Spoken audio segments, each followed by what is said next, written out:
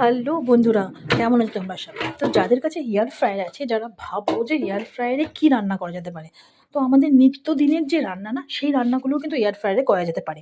যেমন কি বেগুন ভাজা। এই যে আমি বেগুনটাকে গোল গোল করে কেটে এর ভেতরে নুন, আহ, হলুদ আর একটুখানি লঙ্কা গুঁড়ি আর কয়েক দানা চিনি আর আধ চামচের মতন, মানে এরকম একটা ছোট চামচের আধ চামচের মতন তেল দিয়ে এই দেখুন খুব ভালো করে মেখে নেব।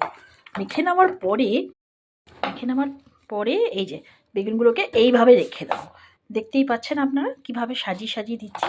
অবশ্যই এয়ার ফ্রায়ারে যাই করবেন সেই জিনিসটাকে সাজিয়ে দিতে হবে। যেমন অনেকে যারা বেগুন ভাজাকে অ্যাভয়েড করেন, যে বেগুন ভাজা মানেই হচ্ছে প্রচুর পরিমাণে তেল, তাদের জন্য একটা ভালো নিউজ। সেটা হচ্ছে বিনা তেল ছাড়াও, মানে একদমই আধ চামচ তেলে আপনারা দেখুন একটা গোটা আর এতগুলো বেগুন ভেজে নিতে পারবেন।